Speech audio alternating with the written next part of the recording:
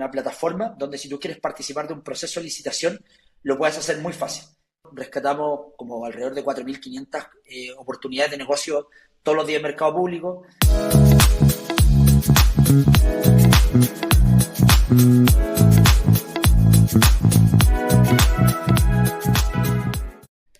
Tomás Castillo, de Lisi. ¿Es Lisi o Lichi? Lisi. No, nos molestan harto con eso, como el italiano. No, es LICI, como de licitación. Licitación. LICI, las cuatro primeras letras de licitación. Bueno. Oye, ¿qué hace Lisi, Tomás? Bueno, nosotros somos una startup, una empresa de software que le ayudamos a empresas a poder venderle al Estado como si este fuera cualquier otra empresa más a la que le cotizan productos o le cotizan servicios. La idea es buscarle oportunidades en el mercado público a esta empresa, ayudarle en toda como la gestión administrativa que implica hoy día la venta al Estado y hacer ese proceso rápido, fácil, que no te quite mucho tiempo. Y por otro lado, nos metemos mucho en el seguimiento. O sea, hoy día nos diferenciamos porque un poco tratamos de ser como una vertical de negocio de las empresas de cara al mercado público. Oye, ¿cómo empezaron? ¿Tenían experiencia en licitaciones? Porque igual es súper específico y es bien, yo algo me he metido del mundo mercado público, al menos que en Chile, y igual es bien pajero. Sí, Entonces, sí. bueno, ¿cómo partieron en eso? Mira, a ver, le voy a partir un poco porque yo en mi primer trabajo me había tocado ver licitaciones, no específicamente del mundo público, pero sí licitaciones del mundo privado. Tenía conocimiento que el mundo público era bien engorroso. Eh, y nada, bueno, me metí en algunos procesos en ese momento trabajando para esta primera empresa. Y ahí recuerdo que, claro, me tomó mucho tiempo, era engorroso, yo no tenía mucho conocimiento de cómo llevar un proceso de licitación, lo que implica. Entonces al final dije como ahí que, ¿verdad? Súper como friccionado el proceso. Pasó el tiempo, después me puse a hacer otras cosas, emprendimientos, trabajo entre medio. Y tiempo después, bueno, conocí a mi socio. Y mi socio, él trabajó para una institución pública haciendo un proyecto de Machine Learning, que él es como ve toda la parte técnica es compu, y luego se fue a trabajar a Japón. Se fue a trabajar a Japón en una empresa de Machine Learning y esa empresa le prestaba servicios a instituciones estatales en Estados Unidos, como la NASA, como el Instituto de Salud Público, que es como uno de los más grandes del mundo, que está en Estados Unidos, y todos los servicios que les prestaban a estas instituciones públicas en Estados Unidos eran a través de licitaciones. Y él también lleva licitación. Entonces, yo tenía la idea en un minuto, le comenté esto, a él le hizo mucho sentido, también había tenido una idea muy parecida, nos juntamos y dijimos como, oye, en verdad, acá puede haber algo. Por ahí más Bueno, o menos parte todo. bueno. Oye, ¿y cómo han logrado estandarizar un poquito? Porque, no, de la poca experiencia que tengo en licitaciones, que es básicamente nada, he visto que es súper, o sea, no es tan estandarizado. Hay ciertas cosas que son lo mismo para todas las licitaciones, pero tampoco está tan como súper estandarizado. Entonces, ¿cómo han logrado atacar eso? Sí, mira, de hecho, es justamente como tú decís, cada licitación es un mundo, la Mm. verdad. Pero más allá como de que cada licitación sea un mundo, hoy día, bueno, y la IA te permite hacer cosas increíbles y avanza todas las semanas, y todas las semanas hay una nueva cosa que a nosotros nos ayuda a mejorar aún más, y la verdad hemos tomado una ola demasiado buena. Y en ese sentido, hoy día el Estado tiene diferentes formas de salir a comprar productos y servicios. ¿Dale? Hay un tipo de licitación que son más pequeñas que se llama compra ágil. Y estas licitaciones, hasta hace 3 meses atrás, iban hasta como 30 UTM, que son como 2 millones de pesos. Se modernizó la ley del mercado público, aumentaron como a 7 millones, hay alrededor de 2.500 compras ágiles todos los días, ahora están habiendo muchas más, y es un tipo de licitación que es bien como estándar, por decirlo de alguna forma. Básicamente es como muy transaccional, yo requiero un listado de, no sé, insumos médicos, un hospital, un CEFAM, hace el requerimiento, como cualquier otro cliente te lo podría hacer mandándote un correo diciéndote como, Ignacio, necesito este listado de documentos, y los clientes básicamente lo que hacen es como participan, no sé, si es que hay que completar un documento, que en ese tipo de licitaciones no son muchos, se los mandan. Y la idea de Lisi es que tú puedes cargar todos esos documentos, o sea, todo tu inventario de productos con tus precios en Lisi, y el software es capaz de, en base a tu inventario y en base al requerimiento de los productos, de crearte cotizaciones automáticas.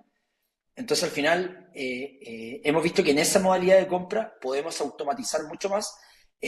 Y en lo que respecta a licitaciones, que ya obviamente son procesos mucho más engorrosos, y ahí sí, en verdad, te das cuenta de que cada licitación es un mundo.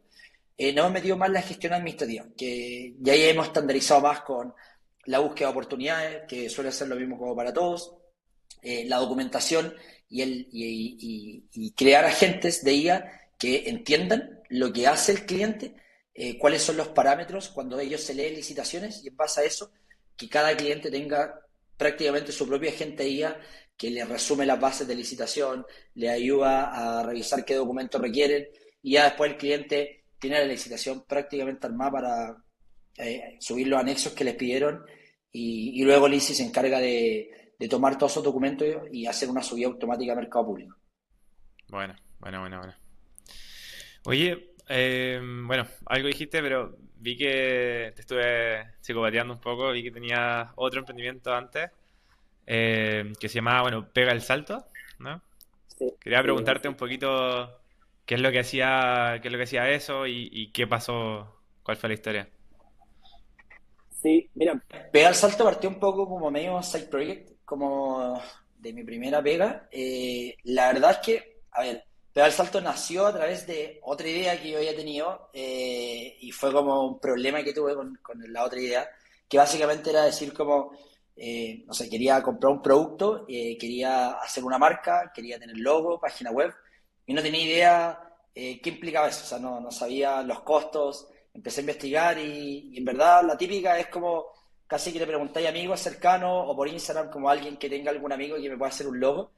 Pero de repente, claro, me empezaron a llegar como referencias, cotizaciones, y unos cobraban muy caro, otros tenían otros precios muy distintos. Entonces, un poco como la poca estandarización de precio y el poco conocimiento que se tenía, dije como, oye, como que está como bien friccionado esto, está como un poco raro. Coincidentemente, justo pasa pandemia, todas las empresas cerrando, lo digital empezó a tomar mucha fuerza, o sea, tener una buena Mm. imagen de marca, tener una buena página web, o sea, incluso las empresas que vendían comida tenían que, claro, y tener buenas fotos no sé, pues si vendí una torta, una pastelería, eh, tenéis que tener buenas imágenes de eso. Y ahí, bueno, nació como la idea vi una empresa de Estados Unidos que se llama Fiverr, que es como uno de los marketplaces de freelancer, o el más grande del mundo, mejor dicho. Y Probablemente. me gustó mucho el modelo, que era como básicamente eran puros paquetes armados ya, predeterminados, donde básicamente freelancers de distintos como categorías, que hacían logos, páginas web, contenido para redes sociales, te ofrecían tu servicio.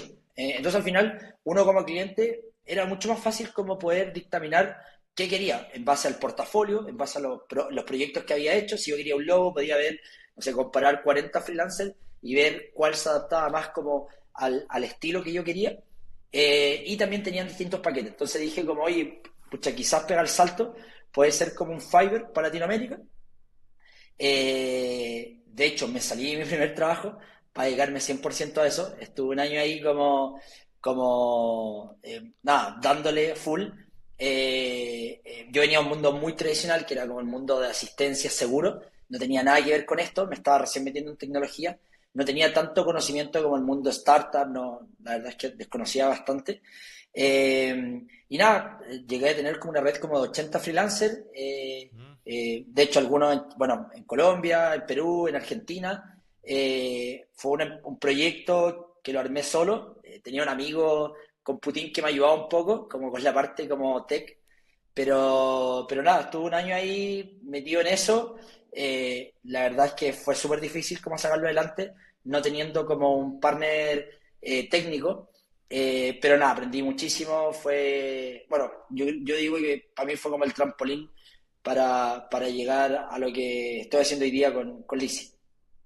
Bueno, por ahí, bueno, te quería preguntar quizás cómo viste que te ayudó esa experiencia para lo que estás haciendo ahora. Que al final, bueno, yo siempre digo que hay que fracasar para poder emprender. Es parte de. No sé si fue un fracaso, no lo quiero decir de fracaso, pero Fue un fracaso en el sentido de que no funcionó el negocio, claro, no dio el ancho, pero claro, obviamente uno lo ve como, lo trata de ver dentro de todo como un aprendizaje, como algo claro. como positivo. Yo aparte viniendo de un mundo mega tradicional como son los seguros y las asistencias, y de hecho en ese momento yo había querido en algún momento como postular algunos trabajos relacionados como sea un corner shop, ponte tú, un Rappi, y era difícil porque como que en ese entonces como que la mayoría de esas startups, de esas empresas, contrataban mucha gente como tech, mucha gente que venía del mundo de la tecnología y gente que estaba como en otros rubros, como que no las pescaban mucho. Entonces al Mm. final claro, me terminé dando la vuelta larga, armando yo algo, aprendiendo. Bueno, yo creo que pandemia todo el mundo estudió mucho también, o sea, Sí, po. Coursera, todo, bueno, todas las plataformas que Cover House que uno conoce, sobre todo como, bueno, en la TAM,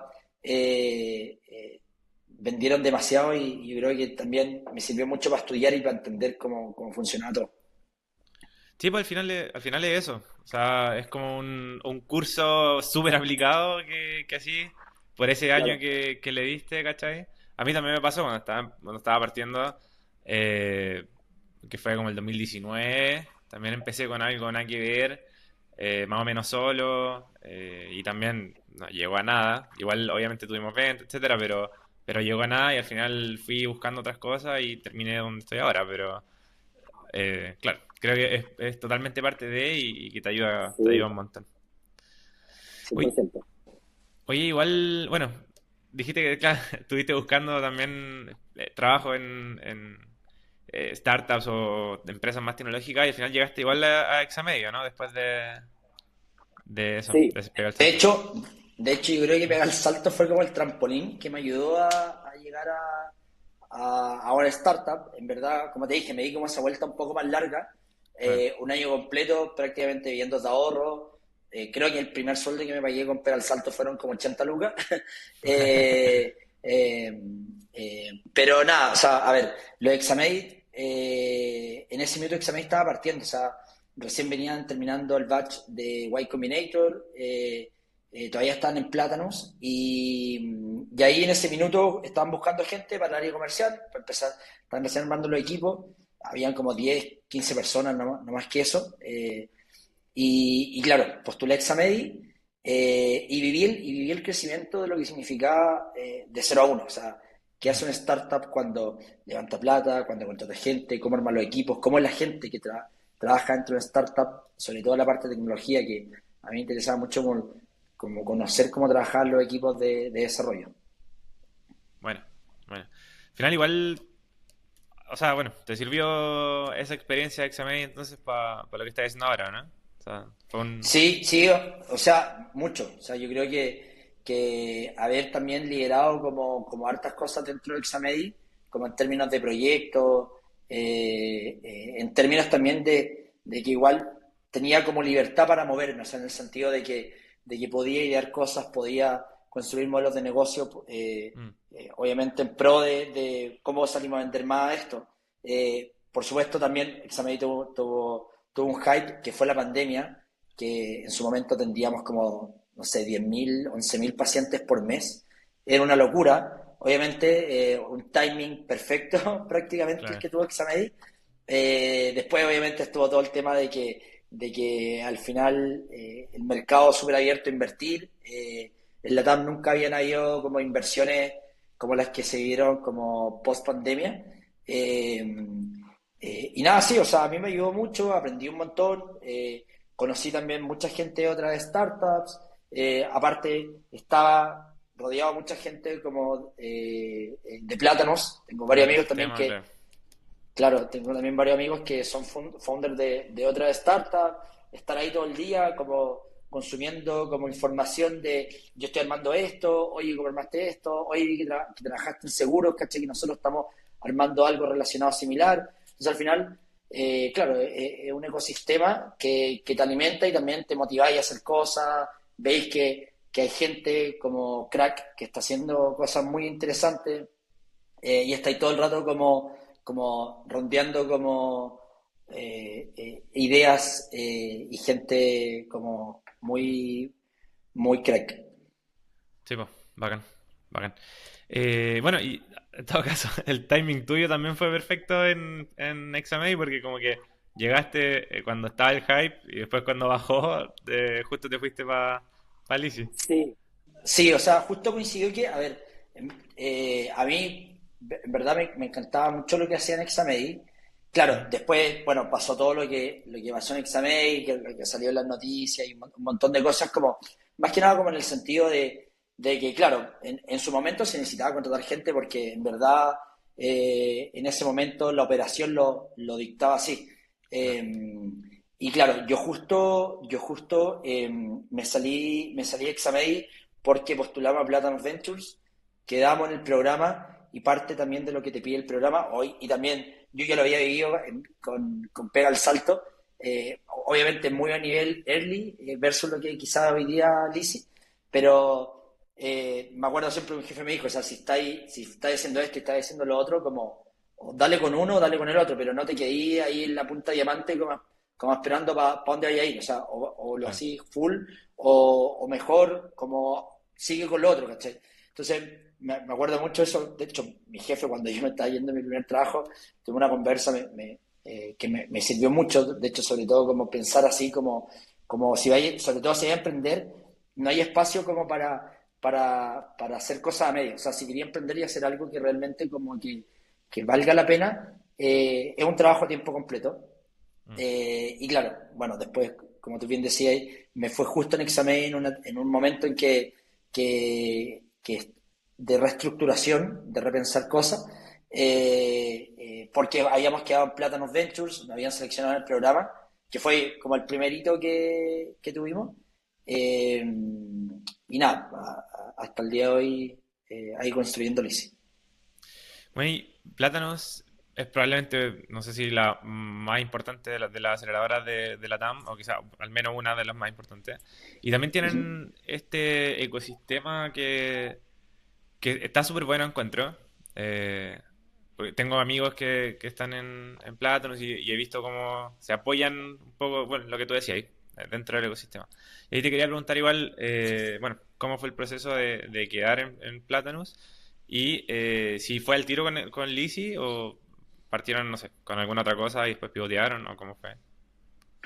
No, a ver, el proceso fue, teníamos la idea de Lisi, que en su momento no se llamaba Lisi, no tenía nombre, en verdad. Fue muy validación de mercado, sabíamos que había algo relacionado a licitaciones. Ahí, bueno, lo primero que hicimos fue como, oye, hay algo, pero necesitamos validar esto. Entonces dijimos, como no teníamos idea del mundo público, como te dije en ese momento, la idea era del mundo como de licitaciones, pero más relacionado a lo privado. Y ahí fue que nos pusimos a investigar, tuvimos muchas reuniones, un poco las dos veredas, como mundo privado, empresas que levantan licitaciones y empresas que participan de esas licitaciones, mundo público, instituciones públicas que levantan licitaciones y empresas que participan de esas licitaciones. Y claro, o sea, nos dimos cuenta de que el mundo privado es súper grande, pero el mundo público tiene mucha más fricción. O sea, Claro. entonces ahí, nada, vimos esto, validamos la idea, tuvimos clientes de hecho, nos ganamos licitaciones con empresas que nunca habían ganado licitaciones. Nosotros hacíamos todo a mano, o sea, estuvimos como 4 o 5 meses haciendo literal todo a mano. No metimos ni una línea de código hasta que nosotros dijimos, ok, ya, aquí hay algo más o menos. Y también los primeros MVP eran Google Sheet. Obviamente, mucho mejor armado que un Excel que te podéis descargar de mercado público. Pero validamos eso. Justo se abrió como el batch como para postular a Plátanos. Y ahí bueno, con esta idea, con esto mucho más aterrizado, dijimos como, oye, presentémonos, hagamos el proceso. Nosotros aparte justo tomamos como la postulación temprana que tiene Plátanos. Antes de la postulación como normal, ellos te dicen, mira, las empresas que más o menos tengan como una idea más o menos clara, quizá hayan validado el mercado, eh, eh, pueden postular. La postulación está abierta. Y ahí, bueno, hicimos la postulación. Fue un proceso rápido, pero muy intenso, muy intenso. Porque al final, claro, la tasa la tasa de éxito que tiene el programa, o sea, de éxito me refiero como el eventualmente quedar seleccionado, es súper, súper baja. O sea, participan muchas empresas, ideas, y gente como bien crack que quiere postular, pero que quería difícil. La exigencia es bien alta, entonces nos preparamos mucho, conversamos con mucha gente, pedimos muchas entrevistas, y nada, o sea, fueron como 2, 3 semanas mega, mega intensas de todos los días, de lunes a lunes. Eh, pero nada, valió la pena, quedamos en el programa con la idea de negocio que teníamos. Bacán. ¿Y qué dirías que es lo que más te ayudó del programa? Obviamente, además de la inversión que a todos le ayuda, Ujú. pero nada, ¿qué dirías que es lo más que aprendiste del programa o que más te ayudó? Mira, yo creo que algo que nos sirvió mucho es como los mentores que te da el programa. Estáis con, o sea, creo que sí, en mi grupo de batch, todos los mentores habían pasado por Y Combinator. Eran puras startups, eran creo que 2 startups chilenas, 2 como CEO chilenos que habían pasado por Y Combinator y otro colombiano que también había pasado por YC. Y como que un poco te abren como el mundo, como no pensís tan en local, y local se refieren como a la TAM, ni siquiera acá, ni siquiera como en Chile, como al final hay un mundo afuera gigante, como abre un poco los ojos, y un poco soñar y también construir cosas de impacto global. O sea, al final yo creo que eso fue algo súper importante, como que tener advisor a los que preguntarles, no sé, prácticamente todos los días. De hecho, hasta el día de hoy mantengo comunicación con prácticamente todos ellos, y tener como gente al lado que te ayude, como que uno cree que los problemas son muy como personales, pero en verdad eso ya lo han vivido todos. O sea, como que uno cree Claro. que no, me pasó a mí esto y, oye, pero tranqui, sí, a todos nos pasó eso, no te sintáis tan único. Entonces al final como que te das cuenta de que, de que en general las cosas dependen de ti, o sea, tú tenés que hacer que pasen. Te meten harto en la cabeza eso, toca puertas, pregunta todo lo que sea necesario, piensa global y tener gente al lado a las que pedirle ayuda, probablemente cuando no tenía una idea de algo y lo quería hacer, como, no sé, como que siento que como tenéis como un apoyo de gente muy crack. Bacán. Oye, y a propósito de eso de pensar global, ¿tienen pensado ir a otros países? Quizás no ahora, pero quizás después. Te pregunto porque obviamente el mercado público funciona de una manera y bueno, justo ahora, hace poquito nos contrataron de Costa Rica unos clientes grandes Ujú. que son públicos y me tocó ver la plataforma como el mercado público costarricense, eh, que es súper distinto al mercado público. Entonces, nada, me imagino que ahí cada mercado tiene su particularidad. Igual está como medio difícil, quizás no, ir a otros países, ¿no? Sí, mira, a ver, en términos de tecnología, si vemos como la TAM, que ya me ha tocado ver eh, México, de hecho en México, como el programa de Plátano es regional, todos lo están haciendo allá en México, como cuando estuve en México, me junté con harta gente del gobierno que trabaja en instituciones públicas, y gente también que participa, de hecho, con un par de empresas. Y claro, o sea, yo creo que la gran diferencia, eh, bueno, obviamente en términos de plataforma, hay diferencias, por supuesto, en México, en Colombia, en Perú, en Argentina.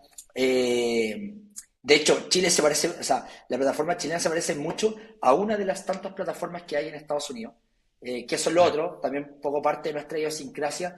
Todo como que en Chile está centralizado, todo pasa en Santiago, ya un poco lo mismo en el gobierno tiene una sola página, Chile Compra es una página donde todas las instituciones públicas que compran, o sea, que salen claro, salen a comprar productos y servicios, lo compran por Chile Compra.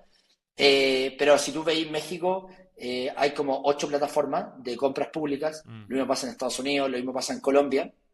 Entonces, ya al centralizar la información es distinto, o sea, tenéis que ver cómo funcionan todas las plataformas y las plataformas funcionan de distintas formas.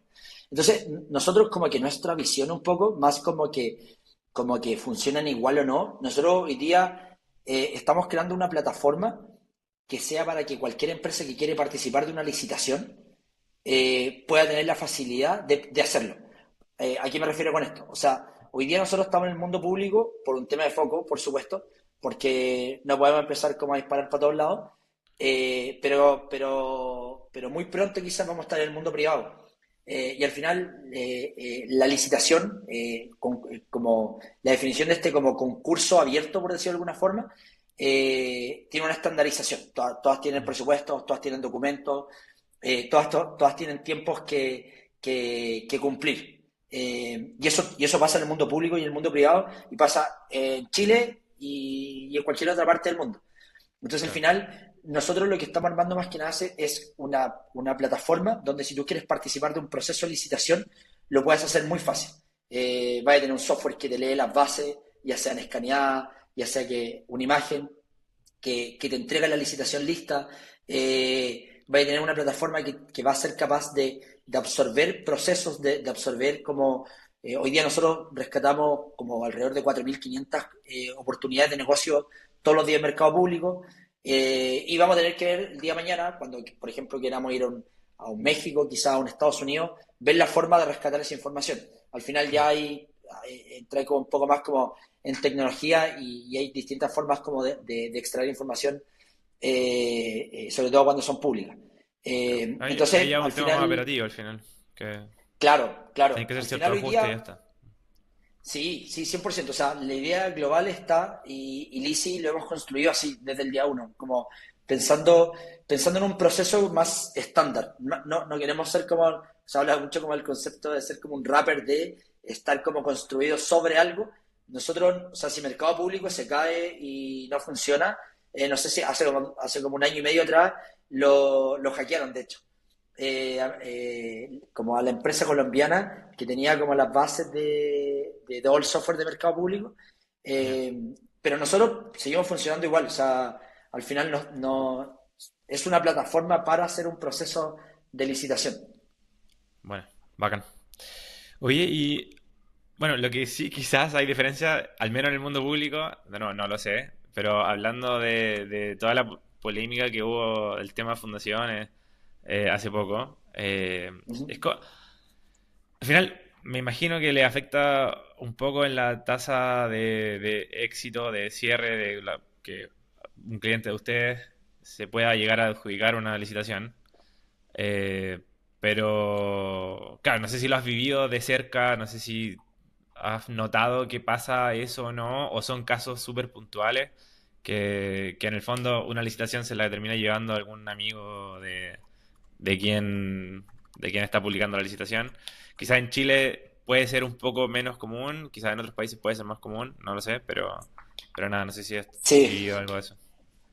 sí, o sea, indudablemente Chile te diría que es como el vecino más transparente dentro de la región, Mm, sin lugar a duda. Pero sí, o sea, se dan. Hemos visto casos donde uno dice como, oye, esto está como ¿por medio dónde? arreglado. Claro. Claro, ¿de dónde se ganaba esta licitación?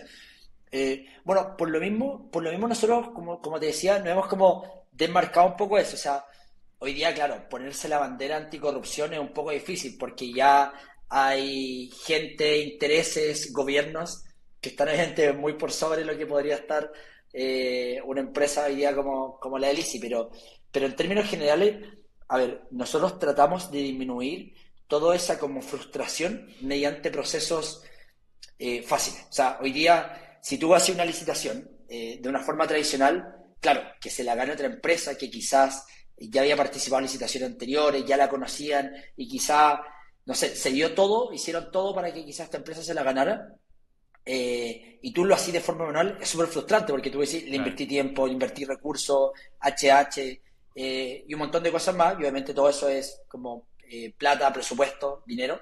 Mm, Entonces, al final, hoy día también hemos hecho eso, disminuir un poco la frustración de los clientes, haciendo que estos procesos sean más transaccionales, sea como, ok, participo en una licitación, dale, la perdí, dale, no pasa nada, vamos Claro, con la siguiente. perdí cinco No, minutos, claro. claro, perdí muy poco tiempo, no tuve que gestionar tanto versus lo que hubiese hecho antes. Entonces al Claro. final, más allá de que quizá un proceso que lo tengan como arreglado o no, que al final ahí nosotros como que no tenemos mucho, sí le entregamos herramientas a los clientes para que ellos quizás vean el historial de esa licitación, si es que hubieron casos o si es que qué empresa se la ha ganado, si es que quizá hay una tendencia de que lleva una empresa ganándose las 3 años, de cómo paga esa institución pública. O sea, le entregamos herramientas para que el tomar la decisión de ir o no ir a un proceso sea súper informado. Y en base a eso también tú decís como, sabéis que mira, se lleva ganando 3 años una empresa, hay algo que no me cuadra acá, sabéis que Claro. mejor la dejo de lado y avanzo con la siguiente, ¿no? Entonces, la corrupción está en todo el mundo, en Latinoamérica también está, y obviamente sabemos en general cuáles son siempre los países que tienen como niveles de corrupción súper altos, Claro. pero al final nosotros, claro, nosotros tratamos de meternos más como en la gestión administrativa. O sea, eh, si al final tú querías una licitación, yo te entrego lisi para que tú lo puedas hacer rápido, quizás no sea tan frustrante si es que la Mm. perdí. Eh, y eso, imagino, o sea, Bueno, y de hecho, ahora con todo este tema de Dodge en Estados Unidos, también se han publicado un montón de cosas igual súper raras, corruptas que han pasado y que de repente hay sí. contratos que valen millones de dólares que no deberían y nada, ahora están saliendo a la luz Bu- también. Entonces, claro, Bueno, todo el eso mundo. también ayuda, o sea, obviamente que salgan más casos a la luz de irregularidades en procesos que no debiesen ser, claro, también ayuda un poco a decir como, oye, la gente que hace estos procesos como irregulares, Mm, la va a pensar quizás 2 o 3 veces antes de volver a hacerlo. Entonces, dentro de claro. todo, como te decía, o sea, nosotros ponemos la bandera como anticorrupción, es difícil porque hay intereses de gente quizás mucho más poderosa por encima de nosotros, pero, pero al final está un poco como más, nosotros decimos, metamos en la tecnología, ayudemos a la empresa, hagámoslo más fácil. Lo que depende de ustedes, sí. Increíble claro, increíble que salgan como cosas a la luz, porque así también la gente que hace mal, o sea, que toma malas decisiones, quizás la va a pensar 2 o 3 veces. Y bueno, de hecho, hace poco se modernizó la ley de mercado público y le están metiendo también mucho foco a los mismos compradores. Mm, Entonces, como que tratando de hacer más transparente aún los procesos, y eso obviamente también da confianza a que se metan más empresas dentro del Estado. O sea, al final, si lo miráis, el Estado como una empresa es la empresa que más compra productos y servicios en Chile y pasa lo mismo en casi todos los países. O sea, hoy día claro. en Chile son 15 billones los que compra el Estado. En Estados Unidos, por ejemplo, son 9 trillones, que es una locura. Es como el Estado del mundo que más compra productos y servicios. Obviamente Estados Unidos es gigantesco. Pero si te fijáis en Chile, somos un país súper chico, pero también hay una oportunidad enorme, o sea, sobre todo para las empresas que le quieren como vender al Estado. Sí, claro. Oye, la última pregunta porque nos estamos pasando, pero me interesa saber igual, en tu opinión, ¿qué es lo más importante para ganarse una licitación? Si una empresa es nueva, quizás nunca ha participado en una licitación, eh, puede ser más complejo ganársela sin historial de trabajar con el Estado, porque he visto que también son cosas que piden en las licitaciones. Entonces, ahí, ¿qué diríais que es lo más importante para poder ganarla? O sea, lo más importante primero es como atreverse a venderle al Estado. Al final, las instituciones públicas que están dentro de Chile Compra son como cualquier otro cliente que le estáis tratando de vender tu producto o servicio. Entonces yo creo que lo más importante es atreverse hoy día, de hecho, como persona natural, también le podéis vender al Estado. Crearte como proveedor de mercado público es un proceso muy, muy rápido, o sea, no te va a tomar más de 10 minutos. Eh, y en términos como de insight, yo creo que lo primero es que no necesariamente tenéis que tener experiencia vendiendo al Estado. En general, cuando ellos te piden experiencia, la experiencia viene más como de tu experiencia como empresa. O sea, si hay hecho trabajos similares a los que yo te estoy pidiendo como institución pública y me los podéis dentro de todo como reflejar, vaya a competirle de igual a igual a otras empresas. Entonces, ahí al final, la idea es, obviamente, primero entender cuáles son los requerimientos que calzan con mi negocio, entender también qué es lo que están pidiendo, leyéndose las bases, por supuesto, y entender también si esos negocios se han hecho anterior. Entonces, como estudiarse las licitaciones, entender los procesos y participar. O sea, en verdad nosotros tenemos varios clientes que nunca en su vida le han vendido al Estado. Y hoy día tenemos varios casos de éxito de empresas chicas que ya están ganando 20 millones todos los meses a través de compras ágiles, algunas licitaciones más pequeñas también. Eh, Podía abrir la puerta quizás con, no al tiro con licitaciones, ándate una compra ágil que son Claro. presupuestos más chicos, hoy día de 0 a 7 millones, entonces de repente podéis venderle 1 millón, 2 millones, 3 millones, y después cuando ya estés vendiendo por ahí, dale, vamos al siguiente nivel, que son las licitaciones de más presupuesto. Sí, yo creo que lo primero es como atreverse, participar con información, quizás hacer un proceso de forma manual para entender lo que implica vender al Estado. Y obviamente después, si te interesa, hay soluciones como Lisi, por ejemplo, que te pueden ayudar a hacer como sabía más fácil. Bacán, buenísimo. Y por último, para terminar, ¿tienes alguna idea de negocio que de repente tengas en la cabeza que hayas Mm. pensado y que puede ser entretenida eh, hacer? Sí. Mira, hace como un mes atrás me apareció una startup en YC con una idea que yo había tenido que cuando estábamos, bueno, viendo lo del Easy, nosotros decíamos como, oye, en verdad las empresas, o sea, las instituciones públicas gastan un montón y claro, internamente son desordenadas las instituciones públicas y deben gastar como mucho más de lo necesario.